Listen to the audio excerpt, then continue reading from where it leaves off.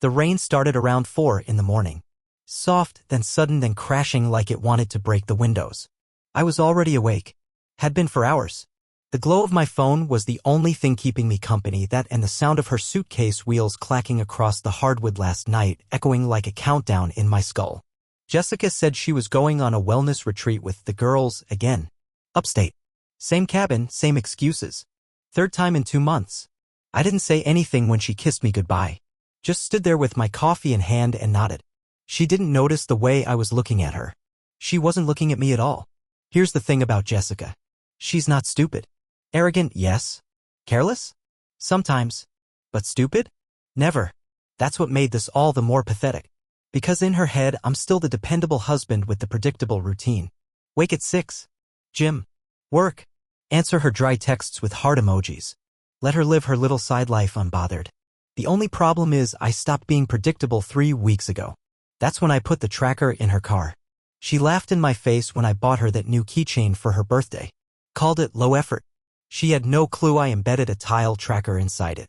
She clipped it to her purse without a second thought. And that's how I knew exactly that she never even left the city. Her car sat parked at the Tampa Marriott for 2 straight nights. Not in any mountain town, not in some yoga hideaway. And the messages from her? Signal is so bad out here. Love you. They came in while she was sipping cocktails 500 miles south with someone who sure as hell wasn't Megan or Ashley. But this part, the part I'm about to tell you next, that was what really did it. Saturday afternoon, I got a call from the card company. Fraud alert. She tried to use the card at a luxury spa, but it got declined. I told them, block the card. Immediately. Then I logged in. I saw the full list. Jewelry store. Steakhouse. Adult boutique. Everything screamed affair.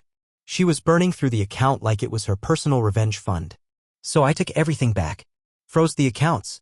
Changed the passwords. Revoked her access to my health insurance. I even removed her from the emergency contacts list at my job. Why? Because she'd become a stranger. She never thought I'd walk away, so I blocked her card while she was on a weekend getaway. She hasn't called yet. I'm betting she's scrambling now, maybe blaming bank errors, maybe waiting for her mystery man to cover her dinner tab. But this is how I wanted it. Quiet. Sudden. Total. I didn't rage. I didn't scream. I just vanished from her version of the story. This wasn't a reaction. It was a decision. She made her moves. Now I'm making mine. Sunday evening, 6:21 p.m. The first message finally came through. Jessica, hey babe, can you check the card? It's not working for some reason. Super annoying, lol. Miss you. I didn't answer. 10 minutes later. Jessica, okay, WTF? Did you freeze the account? I'm trying to pay for dinner and it's declined. I sat on the couch, phone in hand, staring at the bubble. I wasn't surprised. I was calm. Detached. Detached in a way that almost scared me, like I'd finally stepped outside the dream I'd been drugged into living for years. A marriage made of paper promises and gaslight confetti. Another message. Jessica, this isn't funny, Mark. I'm literally standing here like an idiot. Call me. I didn't call her. I didn't even type. I opened our cloud account. Started scrolling through the shared folder she didn't realize I still had access to. She always synced her photos by default. She never once asked me to turn that off. And that's when I saw it. A blurry selfie from her hotel balcony, barely 5 hours old. She must have taken it to send to one of her friends. Hair curled. Cocktail in hand. Sunset in the background. She was smiling, but not like she did with me. This one had no warmth. It was the kind of smile someone gives when they know they're getting away with something. And then came the next photo. Her legs crossed, perched on a lounge chair beside a man's feet. Expensive leather sandals. A faint shadow of a wrist tattoo I'd never seen before. 2 wine glasses. Her toenails freshly painted, the same deep red she used to only wear when she wanted to spice things up. I felt nothing. It was like watching a movie of someone else's wife. Then the FaceTime call came in. I let it ring. Let it ring until it stopped. 5 minutes later, the texts got ugly. Jessica, are you seriously ignoring me? Grow up. If you're gonna act like a child, maybe I should have stayed longer. Jessica, you know what? Maybe this is a good thing. Maybe we both need space. Jessica, don't you dare touch my stuff. And that was the one that made me laugh. Touch her stuff? She had no idea. I'd already packed it. Everything she owned was in 3 suitcases sitting by the door, plus 1 trash bag of receipts, old makeup, and every little love note she ever wrote me that I no longer believed a word of. She was gone from our finances. Gone from the insurance. Gone from my emergency contacts. Next, she'd be gone from the lease. But first, I needed one thing. Proof. So I called Nathan. Nathan is Jessica's cousin. We'd never been close, but he owed me a favor, and more importantly, he hated the guy Jessica was secretly seeing. Yeah, I knew who he was. More on him next. Nathan didn't ask questions when I called. Just said, "You finally ready to hear it?" Like he'd been holding his breath for months. I told him I didn't want gossip. I wanted facts. Clean. Precise. No dramatics. He gave me everything. Turns out the guy Jessica was seeing wasn't some stranger. Wasn't some random coworker or yoga instructor or high school ex. No. It was Eric Whitman, our old friend. The guy I introduced her to. The guy who used to crash on our couch during his rough patches. The one I once loaned $5,000 to when his startup folded. Yeah, that Eric. Apparently, it had been going on for nearly a year. Nathan told me that back in January, Jessica started confiding in Eric during a rough time between us. News to me, since I thought things were finally stabilizing after a rocky fall. But Jessica? She was rewriting our story. Telling him I was cold, unromantic, boring. She built herself up as the victim of a loveless marriage while letting another man into our bed, figuratively at first, then literally. Eric had been boasting about it. Not in front of me, of course, but to his friends. Mutuals. Even Nathan overheard him say it at a party last month. Jess says she's just waiting for the right moment to leave Mark. I give it another few weeks. She was waiting for the right moment. Like I was a meeting she was rescheduling. My jaw clenched so tight I thought I might break a molar. Not from heartbreak, no, that died sometime around the second steakhouse receipt, but from the sheer level of smug, cowardly betrayal. She was building her escape route while still kissing me goodnight. Wearing a mask while whispering poison behind my back. And you want to know the part that burned the deepest? Eric texted me 2 weeks ago. Said we should catch up soon. Said he missed our talks. I remember thinking, damn, I should probably make time for that guy. He was sleeping with my wife while sending me heart emojis. So I asked Nathan for one more thing, confirmation. A photo. Anything I could keep. He paused, then said, I already have it. He sent me a picture taken at a rooftop bar in Tampa. 2 nights ago. Jessica and Eric. Her head on his shoulder. His hand on her thigh. The same dress she told me she didn't buy after all from Nordstrom. They looked happy. Carefree. The kind of couple who think the world doesn't touch them. I stared at that photo for a long time. Not because I missed her. Not because I wanted her back. But because it proved what I needed to feel, nothing at all. And that's when I knew I wasn't going to confront her over the phone. No. That would be too easy. Too kind. She was flying home tomorrow morning. And I would be waiting. Not with a suitcase. Not with tears. But with something better. A locked door. An empty house. And a printed copy of the photo on the kitchen table. Monday, 9:12 a.m. She was supposed to get in at 8:45, but her flight got delayed. I knew because I checked. Not because I missed her, because I wanted to time it perfectly. I left the apartment early that morning. Took my time. Got coffee. Picked up a manila envelope from the print shop 2 blocks down where I'd sent the photo of her and Eric. 8 by 10, matte finish. I slid it inside with a note, 5 words written in black Sharpie. This is what you chose. That envelope sat dead center on our kitchen table, which I cleared of everything else. No fruit bowl, no placemats, no cozy scented candle she loved. Just the photo. The note. Her lies, neatly displayed. I took one final look around before I walked out for the last time. The fridge was empty. I unplugged the Wi-Fi router, petty, sure, but poetic. The drawers were open, half her stuff gone. Her closets were hollowed out like a crime scene. I left her exactly what she earned, silence. Then I locked the door. And changed the code. Her key wouldn't work anymore. By the time her Uber pulled into the complex, I was watching from a block away. Not hiding. Just waiting. She dragged her suitcase with that same annoying smugness she always had after her girl trips, like the world owed her a parade. Hair curled. New sunglasses. A tote bag I didn't recognize. She got to the door. Entered the code. Nothing. Tried again. Still nothing. Then came the knock. Firm at first. Then frantic. I waited for the call. Jessica, Mark. Open the door. What the hell are you doing? I declined it. Then came the text. Jessica, this isn't funny. I'm tired, I'm not in the mood for your games. Games. I took a slow breath and sent her one message. Me, check the table. She paused. I saw it in her shoulders from across the parking lot. A flicker of hesitation. Then she went around to the back door, found the spare key still under the grill, just like I knew she would. She opened the door. She walked inside. And then nothing for a full minute. I imagined her seeing it. The picture. The note. The stripped-down space she thought was still ours. Then the text came. Longer. Panicked. Jessica, Mark, what is this? You went through my stuff? That's a serious violation. You can't just throw me out. Be a man and talk to me. That was it. Be a man. As if I hadn't been one this entire time, paying bills, forgiving lies, sleeping next to a traitor who wore fake apologies like perfume. She called again. I let it ring. Then I turned off my phone. I didn't need to hear the excuses. I'd already played that movie in my head 100 times. There'd be fake tears. Denial. Maybe she'd try the classic "it didn't mean anything" speech. Or worse, she'd try to twist it all on me. But none of it mattered now. I wasn't giving her the chance. Let her scream into an empty apartment. Let her curse the man who stopped letting her win. Let her call Eric and tell him she's suddenly free, because she is. Free of me. And I was finally free of her. By the time I got back to my brother's place that evening, my phone had 17 missed calls and 23 text messages from Jessica. She wasn't sad. She wasn't heartbroken. She was furious. Because for the first time, she wasn't in control.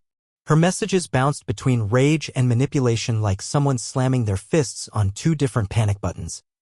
Jessica, you're seriously insane. I can't believe you would do this to me. You could have just talked to me like an adult. I was going to tell you everything soon. Eric means nothing. It was just a mistake. You're ruining our marriage over one dumb thing? You think you're some hero now? You've always been insecure, Mark. Always. Each word she sent felt like a shovel digging her deeper into the version of herself she'd been hiding from me for years. And in every message, not once did she ask if I was okay. Not once did she show remorse. Just blame, projection, deflection. She wasn't sorry for cheating. She was sorry I found out. And then came the cherry on top. A voice memo. 43 seconds of pure venom. I don't know what your plan is here, Mark, but you're blowing up our life. Over what? A fling? Everyone goes through rough patches. You think you're some noble victim? Get over yourself. I didn't deserve this kind of ambush. You want to play games?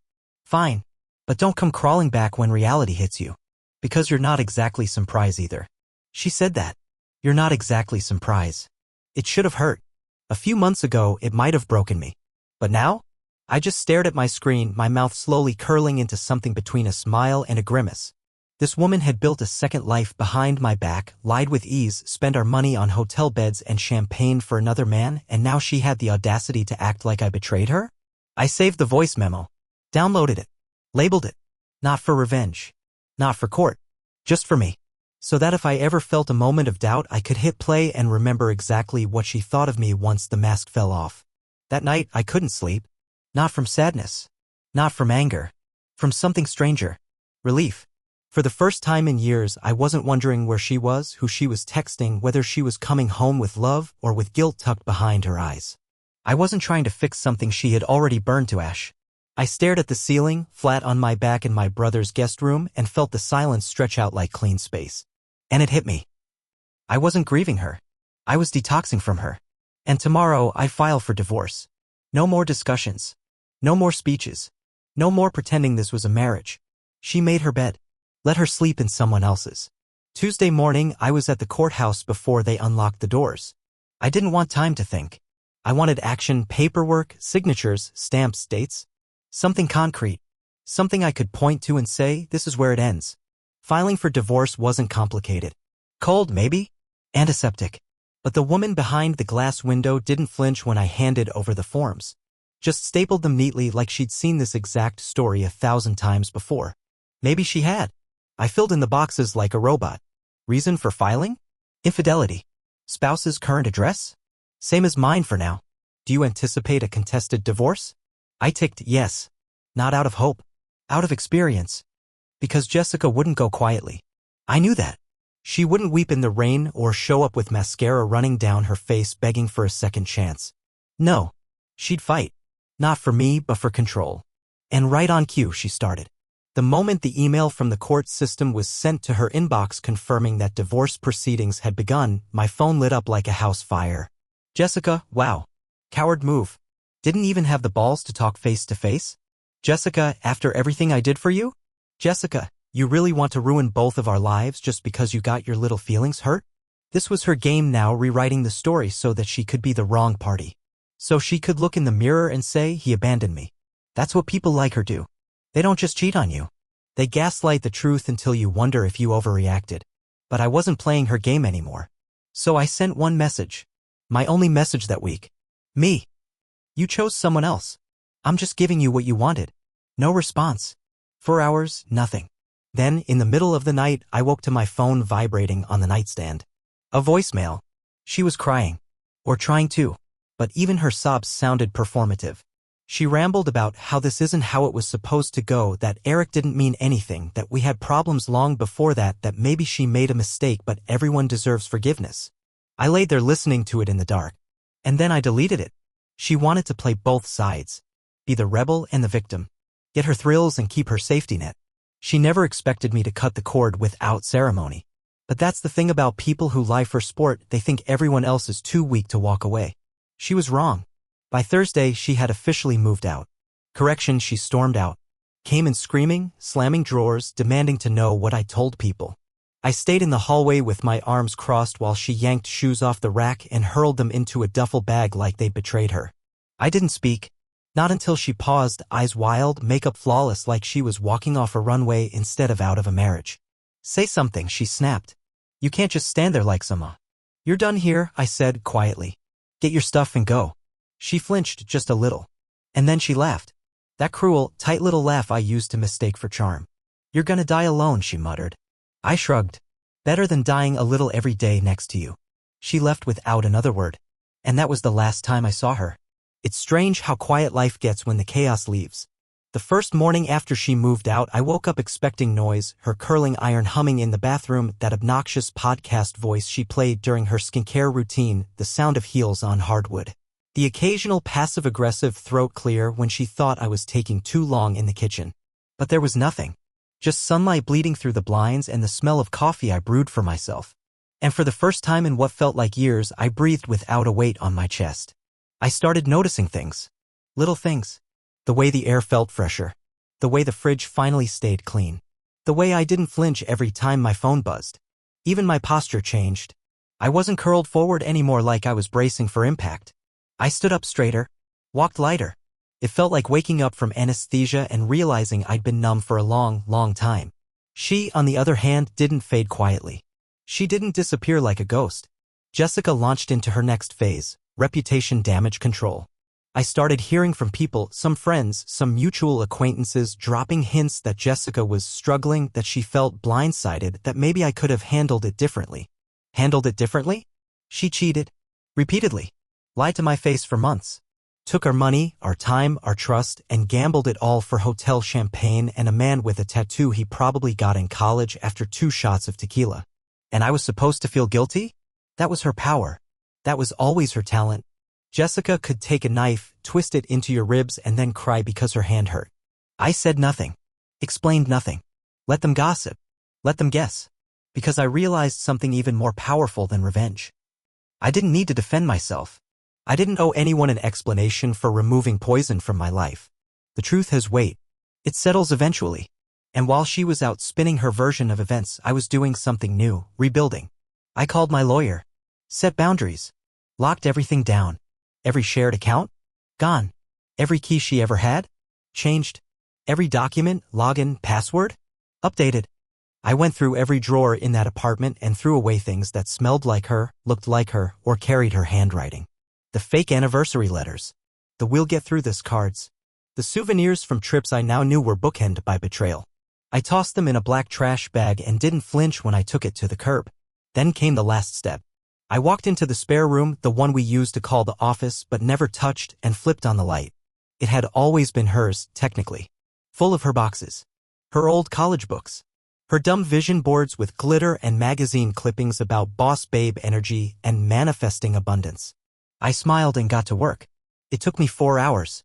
But when I was done, it was mine. Desk in the corner. Shelves lined with actual books.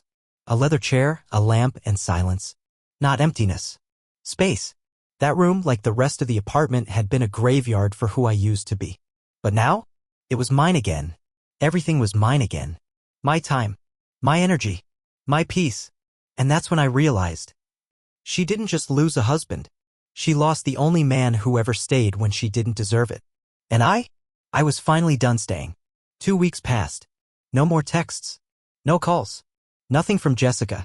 At first, I assumed she'd backed off, slithered into whatever version of reality she needed to create for herself, probably nesting into Eric's life with that same twisted smile she used to flash at me when she wanted forgiveness without saying sorry. But silence from someone like her? It was never real, just the eye of the storm. And sure enough, the next crack came not through her, but through someone else. Ashley, one of her girls. The ones she always went on these fake retreats with. The ones who smiled at me across dinner tables while knowing full well that my wife was screwing someone else behind my back. She DM'd me on Instagram of all places. Casual. Like we were old friends. Ashley, hey. I heard everything. I just want to say I'm really sorry about how things went down. Jess is a mess right now. If you ever want to talk, I'm around. I read it 3 times. I almost responded. Almost. But I didn't need an apology from one of her enablers. Not when they'd all played a part in covering for her. These girls weren't friends. They were her alibi factory. They helped design the lie I lived in. And now that the house of cards had collapsed, they were crawling out like spectators at a train wreck. I let the message sit unread. But it got me thinking, how many people knew? How many saw what she was doing and said nothing because they wanted to stay out of it? I had hosted dinners with these people. Poured them wine. Laughed at their jokes. Meanwhile, they watched me play the fool in my own house. The next day, I got a call from an unknown number. I let it ring. Voicemail. Eric. He sounded nervous. Like he thought he was the victim now. Mark, listen, I don't want any bad blood, man. Things just got complicated between me and Jess, and look, I didn't plan for it to happen this way. I hope we can move on like adults. If you ever want to talk this out, I'm open to that. Talk it out? I nearly dropped my phone laughing. This man took my wife, lied to my face, used my generosity, and now wanted some kind of peace treaty? A clean slate? What exactly did he think we were, rival business partners? No response. I deleted the voicemail. That night, I opened a bottle of whiskey I'd been saving for something big. Originally, I thought it would be for a promotion. Or maybe a trip Jessica and I had planned but never took. But it turned out this exact moment, was the milestone that mattered. I sat on the balcony. No music. No TV. Just the hum of city traffic and the knowledge that both of them, Jessica and Eric, were out there somewhere trying to rewrite history. Let them. Because while they were busy spinning stories, I was building something real. Not with anyone else, with myself. I'd started sleeping better. Eating better. Hell, I started running again. I reconnected with friends I hadn't seen in years because she didn't vibe with them. I cleaned out the old guitar I'd stopped playing and strummed until my fingers remembered the calluses. Jessica thought she destroyed something. But all she did was remove the weight that kept me grounded in her delusion. And in her absence, I was rising. Slowly. Steadily. Without her. I didn't expect to see her again. Not in person, anyway. But life's funny that way. It throws one last card on the table just when you think the game's over. It was a Thursday. I just finished a long meeting and was walking back from lunch when I saw her. Jessica. Standing outside my building like she was waiting for a cab that never came. She had on a blazer too clean for the heat, hair pulled back like she was trying to look put together. But I knew the tells. Her foot kept tapping. Her eyes scanned everyone like she didn't know who she was looking for. Then she saw me. Her mouth twitched into something between a smirk and a flinch. Mark. I didn't answer. She stepped forward like I might run. I just wanted to talk. I said nothing. This is ridiculous, she said quickly, brushing her hair behind her ear, like we were in some sitcom where things got a little messy but the audience was still rooting for the couple to patch it up. You blocked me. You froze me out. You left me nothing, no closure, no explanation. I stared at her. You want closure? I deserve it, she snapped too fast. After everything. I cut her off. You don't deserve anything. Her eyes widened. The mask cracked for half a second. You lied to me. You used me. You made me feel like I was crazy for months, and when I finally stopped playing dumb, you acted like I betrayed you. Now you want a conversation? For what, your conscience? Or so you can say you tried? She opened her mouth, but I kept going. I know about Eric. I know how long it was going on. I know what you said about me. So if you came here thinking I'm going to let you cry on my shoulder while you rewrite what happened into some sad little we grew apart fable, you picked the wrong ending. Her jaw clenched. It wasn't like that. Then tell me how it was, I said. Tell me how it wasn't betrayal. Tell me how it wasn't calculated. Tell me how every hotel charge, every photo, every lie wasn't a decision you made. Silence. That was the real Jessica now. No words. Just eyes trying to find purchase in a world where her tricks didn't work anymore. She blinked, looked down, swallowed hard. I wasn't happy, she said finally. I didn't know how to fix it. And instead of fixing it, you wrecked it. She didn't argue. I'm not here to scream at you, I said, softer now, but not warm. Just quiet. Final. I'm here to tell you that I'm not carrying this with me. You are. Whatever story you tell other people, that's yours. But I know what happened. And I'm done. She stood there for a moment, completely still. Then she nodded. Okay. That's all she said. No tears. No dramatic monologue. Just okay. She turned and walked away. And that was it. No fireworks. No breakdown. No kiss in the rain. Just an ending that felt real, cold, flat, unfinished in a way that made it feel right. I didn't look back. Because for the first time since this all started, there was nothing left to see. It's been 4 months since the day outside the office. 4 months since I saw her face for the last time. Since I walked away and didn't feel the need to look over my shoulder, not even for closure. Because the truth is, and I say this with zero drama, I got all the closure I needed the day she chose someone else. People always ask, how are you doing now? Like they expect some breakdown. Like I should be drowning in regret or spinning in bitterness. But the truth? I'm lighter. Not healed, not yet. Healing isn't some finish line you sprint to and cross with your arms raised. It's slow. It's quiet. It creeps in through clean spaces and steady days. I sleep through the night now. My mind doesn't chase shadows anymore. I wake up and my first thought isn't where is she? Who is she texting? What lie am I swallowing today? I started doing things I forgot I loved, cooking real meals, reading without distraction, calling my friends on random Tuesdays just because I missed the sound of their voices. I even started journaling, not out of heartbreak, but out of clarity. Out of finally feeling like I could fill a page with my voice again, not one diluted by the emotional gymnastics it took to keep Jessica happy. I've been out on a few dates. Nothing serious. Nothing complicated. Just honest conversations. No games. No masks. And for the first time in a long time, I'm not afraid to be alone in the in-between. Because being alone is nothing compared to being with someone who slowly convinces you that you're not enough. That was the real betrayal, not just the cheating, not just the lies, but the slow erosion of self. The way she chipped away at my confidence with every sarcastic jab, every eye roll, every moment she withheld affection like it was a paycheck I hadn't earned yet. I gave everything. And she turned around and told someone else I was boring. Let her. Let her pretend she's the one who walked away. Let her post her fake quotes about growth and self-love. Let her stay in a world where cheating was a fling and betrayal was a moment of weakness. I don't live there anymore. That house burned down and I didn't just walk out, I built something better on the ashes. So if you're reading this and you're where I was, second-guessing your instincts, gaslighting yourself because the person you love is slowly reprogramming your reality, hear me. Leave. Don't wait for the smoking gun. Don't wait to catch them in bed or find a receipt. Sometimes the weight of your doubt is already proof enough. Sometimes the way they make you feel small, unsure, like you're auditioning for love you already earned, is the only evidence you need. You deserve more. And walking away? That's not weakness. It's war.